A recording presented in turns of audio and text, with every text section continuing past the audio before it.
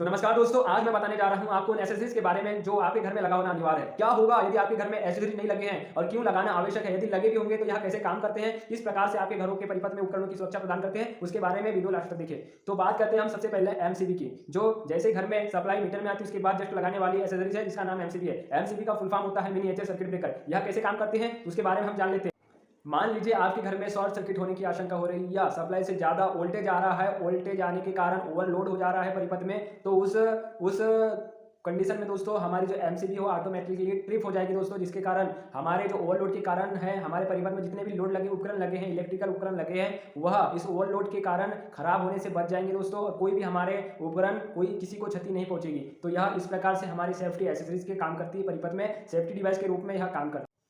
इसके बाद बात करते हैं हम एक्सेसरीज की, जिसे हम फ्यूज कहते हैं। अधिकांश घरों में उपयोग होने वाले फ्यूज का नाम है क्रिकेट फ्यूज, जिसे हम रिवायरेबल फ्यूज भी कहते हैं। यह चीनी मिट्टी से बना होता है जो विद्युत का कुचालक होता है। इससे हम इसके अंदर फ्यूज तार जोड़ते हैं, कनेक्टिंग पिन होता है जिससे अपन फ्यूज तार बांधते हैं, जिसमें हम सिर्फ तांबे के तार यूज करते हैं। यह भी उसी तरह से काम करता है। जैसे ही हम हमारे परिपथ में ओवरलोड हो जाता है या शॉर्ट सर्किट होने की आशंका होती है, उसी टाइम में यह जो हमारे कनेक्टिंग पिन से जो फ्यूज तार बंधा होता है वह ब्रेक हो जाता है, बीच से टूट जाता है, जिससे हमारे परिपथ में सप्लाई जाना बंद हो जाती है। ओवरलोड से कोई हमारे उपकरण को क्षति नहीं पहुंचती, कोई नुकसान नहीं पहुंचता और हमारे घर के सभी उपकरण सुरक्षित रहते हैं। बात करते हैं तीसरे एक्सेसरीज के बारे में जिसका नाम है आईसीडीपी मैन स्विच। तो यह पूरी तरीके से हमारे घर में कंट्रोल प्लस सेफ्टी दोनों डिवाइस का काम करते हैं, दोनों एक्सेसरीज का काम करते हैं। तो इसमें क्या होता है, सबसे पहले दो किटकैट फ्यूज लगे होते हैं और आयरन की एक प्लेट होती है और हाथों से हैंडओवर हाथों से कंट्रोल करने के लिए एक स्विच होता है। तो यह कंट्रोल करने के लिए कैसे काम आता है, जैसे परिपथ में हमको सप्लाई नहीं देना है, किसी कमरे का परिपथ है वहां हमको सप्लाई नहीं देना है, तो हम आईसीडीपी के मैन स्विच को ऑफ कर देंगे तो परिपथ में सप्लाई जाना करंट जाना बंद हो जाएगा, जिससे हमारे